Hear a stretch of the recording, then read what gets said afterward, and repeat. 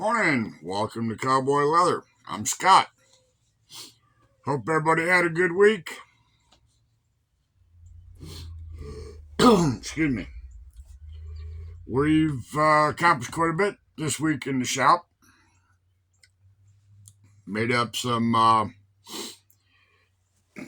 handbags, shoulder bags. I'm taking 6 of them to my daughter tomorrow morning. She's got a first craft fair of the year up in Knoxville, Tennessee.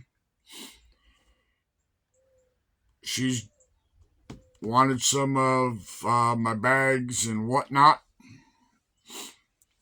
I keep saying whatnot.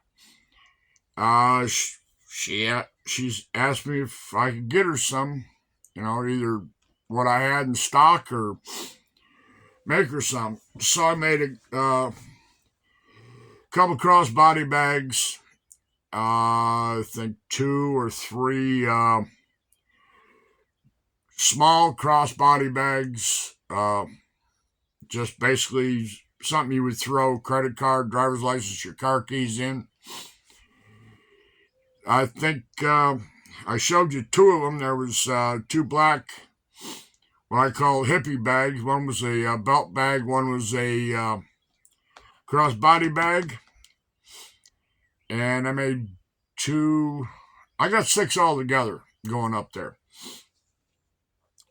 When she called, I asked her, I said, okay, I said, what is the projected clientele? She said, well, it's not really, how does she put it? It's kind of a cross between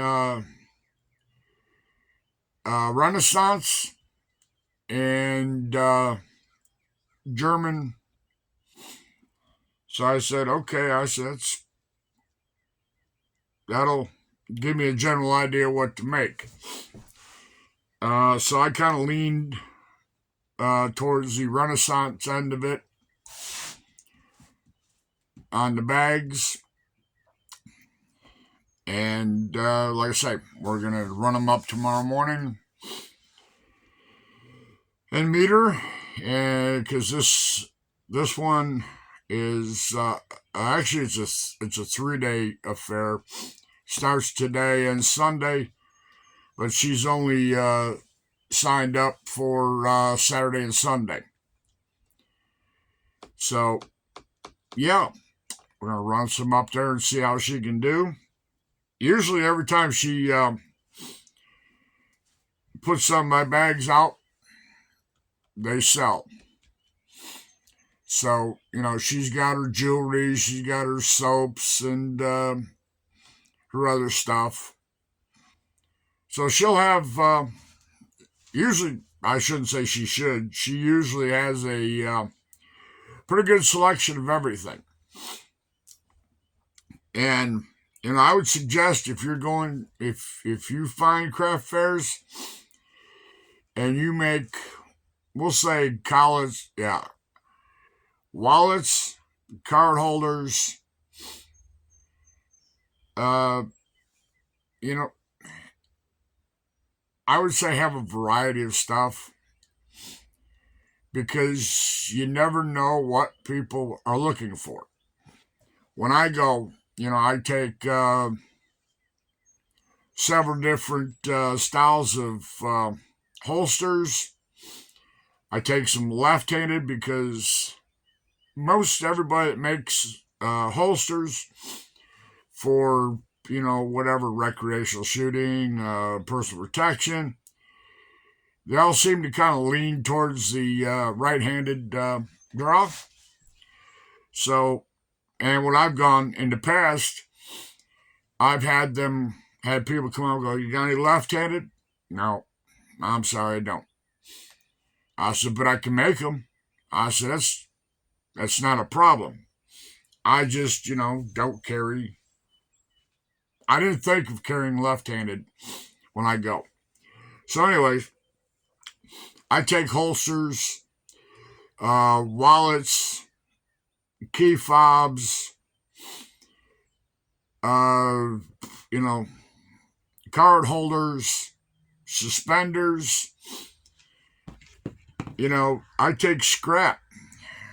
This hair ponytail holder, hair holdback, whatever. I'm making some of those. I got a couple of pairs of suspenders here. I got one pair. It's going to be dark brown on that side, light brown on that side. I've got another pair laying here that on this pair, the dark brown's going to be facing out. The other pair, the light brown is going to be what you see. So, like I say, take a variety. I've got a variety of belts. I think I've got 15 or 20 of them. And, some people, they cut them to length, and take them. I leave all my belts long. I take a block of wood or something to cut them off on and put the holes in right while they wait. I find I used to take and get belts, we'll say, 33 or 36, 44, 40s, but you never have the right belt that somebody wants, with the design. So I found if I just leave them, put a buckle on them, and they're either tooled out or stamped out or embossed, I can just say, okay, here, wrap this around you, or give me your belt you got on now, measure it, and cut it. But, like I say, take a variety. Whatever you make, take it.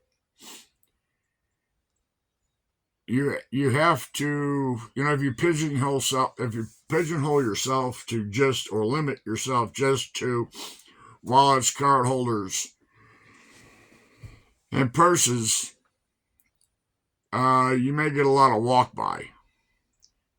But if you've got a variety, then you got to have something to draw people into you. And usually at these craft fairs, I find that some people they'll spend all day long going in every vendor that's there. Some people, they just kind of mosey along. And I not only put stuff on tables, but I have 2 or 3 racks that I set just outside of my tent, so people can see. And I'll put some holsters on it. I'll hang a couple crossbody bags, belts, just hang them on there so people, you got to have it for people to buy it, and you got to get people to see what you've got so you can draw them in. Unless you stand there and, go, with a cattle cane, push them into your booth. People won't like that, though. So, like I say, if you're going to do craft fairs, take as much stuff as you possibly can. Take a variety of stuff, and you should do pretty good. And keep your stuff reasonably priced.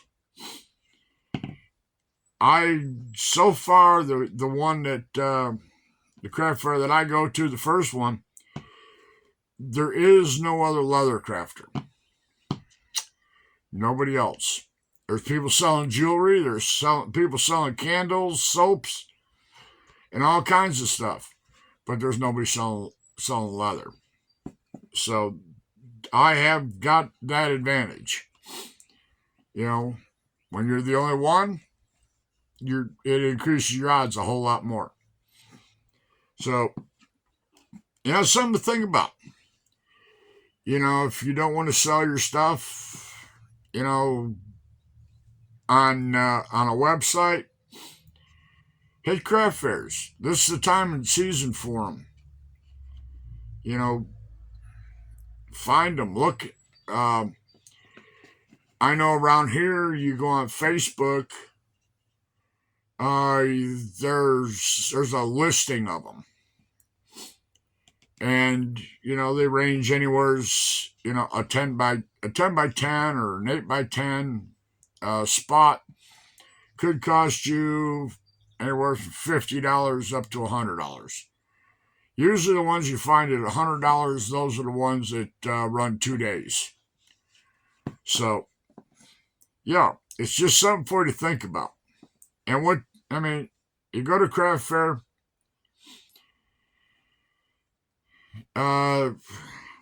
If you do good, you're ahead of the game.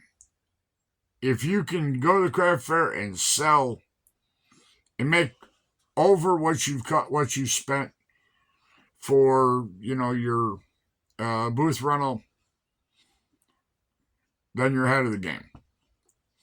So don't get discouraged. You may not do good first time out, but you're new at it. You never know until you try. That's all I can say is you never know till you try. But there's opportunities out there to take your stuff and get it in front of the public. And setting up a booth, you put out some neat looking or some presentable tables with tablecloths, a sign with Susie's Leathercraft or Susie's Creations or whatever you call yourself. Have some business cards or like flyers or something like that. Hand them out. If people don't buy and they're local, or I've had a lot of times where I go to these craft shows, the people aren't local. They take one of my business cards and maybe a month, maybe two go by, get a phone call. Hey, I got your business card at such and such craft fair. We talked about making Bible cover for me. That'll jog your memory and go, yeah, okay. Well, there you go. Then you work out details, get a down payment, and I can't stress that any higher. Get a down payment. If you charge, we'll say $25 for a Bible cover, get $12. That'll cover your leather if they decide they don't want it. So, it's all up to you. There's no reason why you should go, I make this stuff and I can't sell it. Don't be mean, but there's places out there to sell it. Meet the public. In other words, get off your butt and go peddle your product. So, don't get insulted. I hear people say, well, I make this stuff and I can't sell it. Why? Are you not putting it before the public? Or does your stuff look like hammered dog poop? So, okay, that's my rant for the day. But seriously, if you're going to do it, take a variety of stuff. And if you do one, and, find another one to do. Increase your inventory. What you got, what you what you have to offer. The more you got, the better chance you got to sell. So, that's just my philosophy on the deal. You can't sell it if you don't have it. An old man used to tell me, he'd ask me, what do you got? I said, well, I got this, got that. He goes, he says, you can't sell from an empty wagon. He said, if you're going to sell, he said, just make it. Make wallets. Make coasters. The simplest thing on earth. All you got to do is draw a circle or a square. Round the ends off, you got a coaster. Make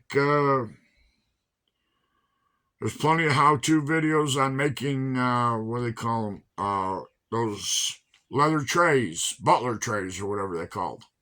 You come home, you empty your pockets out of your breeches, throw it in there. You know where your car keys, your change, your pocket knife. You know where everything's at. It's right there. Make those. They're simple. Not triangle, rectangle, square. Pinch the corners. Put a rivet in it. Here you go. That's another simple project. The more simple they are, the easier they are, and it kind of gives you more initiative. If it's hard, then you don't have a tendency to want to do it. Make simple stuff. Make it unique. Unique sells too. If you make something that somebody else doesn't make, or doesn't take the time to we'll say tool it or stamp it or whatever, and you do, that's good in your column. I'm just giving you all kinds of ideas, to do stuff and to try and make a little bit of money. This is, you do stuff like this, if you work a 9 to 5 and you got a side hustle of doing leather and you can sell it, you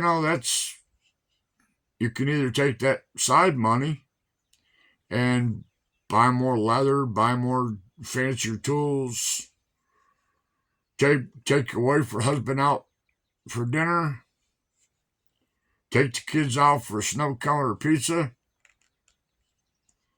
It's like found money. And if you play it right, you can do pretty good. I've done pretty good at this. Like I said one time, I worked a regular job. The leather and shoe repair took off, and I was making more money working for myself doing leather and shoe repair than I was making a week for somebody else. And at the end of the week, the money was mine. Didn't take taxes out and all that other sort of stuff. So, it's just something for you all to think about. I'm not preaching, I'm just giving you ideas. But, all right, I'm going to finish making some more of these hair doodads. My wife will be here pretty soon, and she's got some stuff she's got to make. And I got to cut out some leather for her. So, I hope everybody has a good weekend. a safe weekend. And we'll see you back here Monday. Cowboys out. Bye.